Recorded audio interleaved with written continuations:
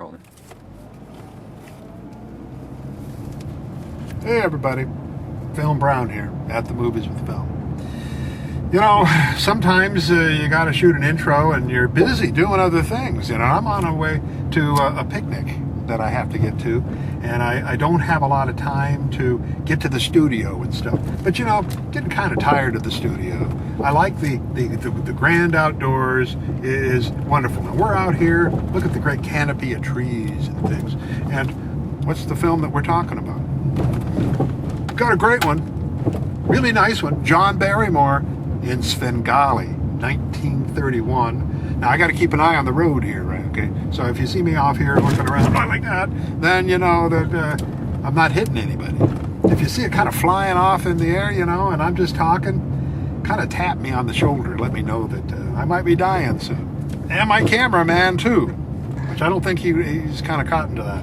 But anyway, nice 1931 film, Svengali, John Barrymore, shot at Warner Brothers, and it's sort of, when you think of 1931, you know, you think of the early sound era, which this film has great hallmarks of that.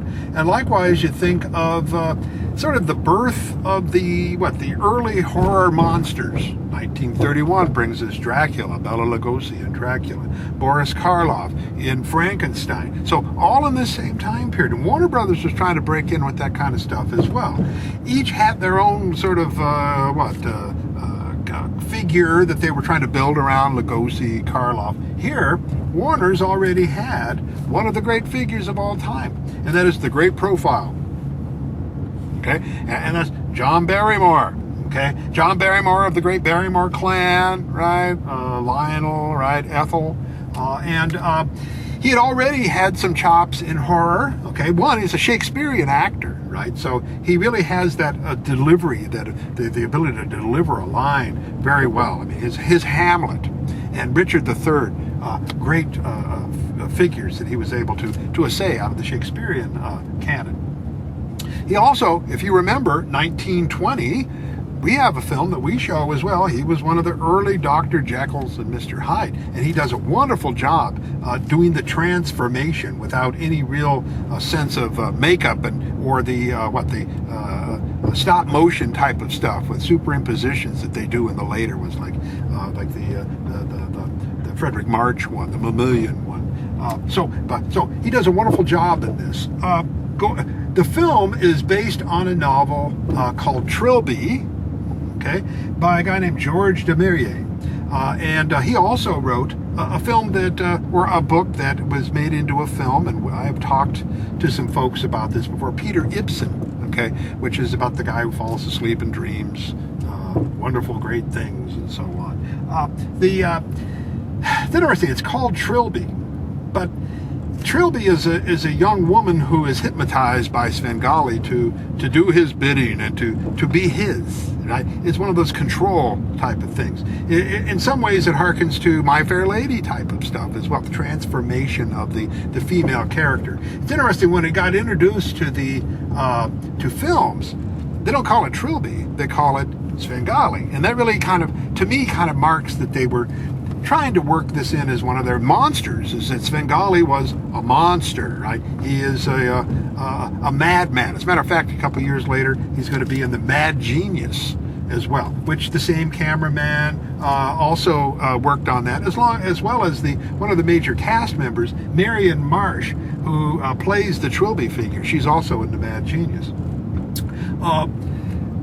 What I like about this film is the sets. Anton Grot did the sets for this, and he was a regular on contract, no doubt, at Warner Brothers, worked on the swashbuckling Errol Flynn type of films as well, but you look at the sets in Svengali, beautiful German expressionistic type of sets. Reminds me of the sets that you see in the Golem and things like that. Really beautiful type of things. The film was directed by Archie Mayo. Oh, dear. Take a look. There he is. You never know what you're seeing in the world of nature. Archie Mayo, who was a regular as well at Warner Brothers.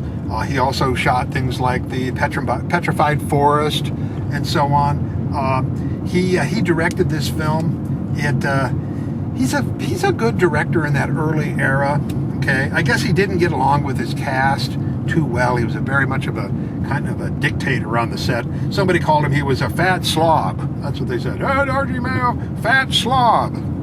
Okay, boy, I'd hate, say that behind my back. Don't say it to me.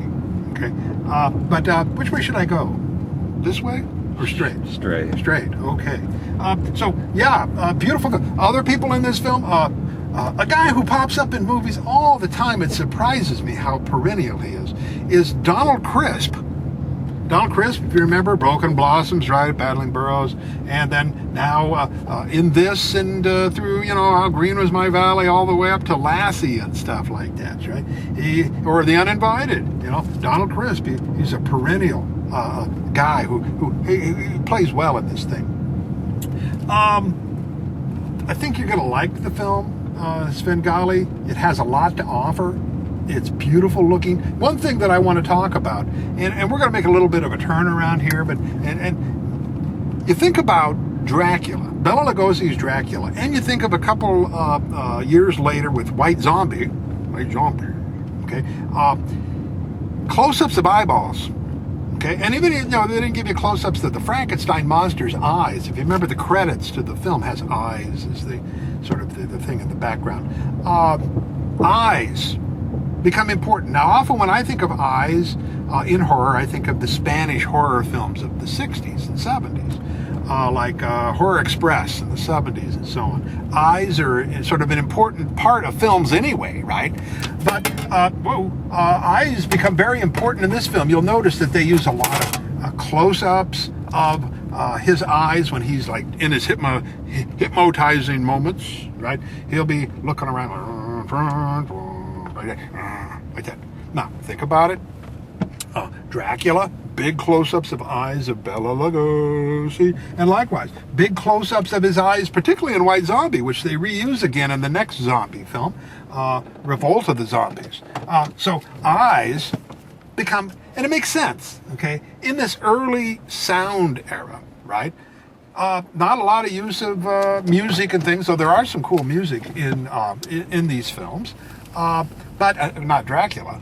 But not being having a sophisticated soundtrack, maybe the locus of where horror is in the eyes, staring at the audience, looking at the audience. That is scary.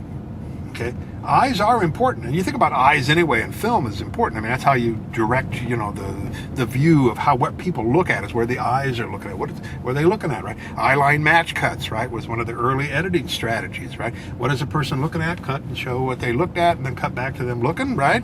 Or two people looking at each other, back and forth. Cut to me, cut to the other person, back and forth. Eyes have always been quite important in film, silent or sound.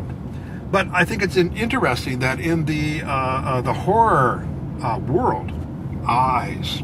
I remember as a kid, there was a Friday night movie date that was on Friday nights, and it was on one of the late night channels. And what they did was their little opening to the movie. That's where I saw Wasp Woman and stuff like that. Was this Friday night movie date? Stay if you dare, right? And what is in the background? Eyes. I remember my brother, who had never seen this, and he was a little guy. He's like 6 years younger than me. He had the nightmares, right? And he would say, "Eyes, I see eyes." He was envisioning the eyes before he even got to see, because he couldn't stay up that late to see that stuff. He was a little guy to see that. But later on, it's like he knew the eyes. So, yeah, I think you're going to have fun with Svengali, not Svengoolie. Okay, that's right. I got the name for that, right? The real Svengali, okay? And you really can't go wrong with John Barrymore doing really a fantastic job of not only through the face, but through the gesture, and also through the delivery of some magnificent dialogue. Well, folks, I hope you're kind of enjoying. Okay, I'm still looking for the picnic guys. Okay, I went the whole way in. Now I'm going to go all the way back out. So where are the picnic guys? Okay, we saw a deer. Oh, I hope we see a deer. Okay, that was cool. And well, we'll see what else is going on around here. But Svengali, really nice film. Anton Grad sets. Wow, love them. Well, I'm going to keep looking here, folks. Enjoy Svengali.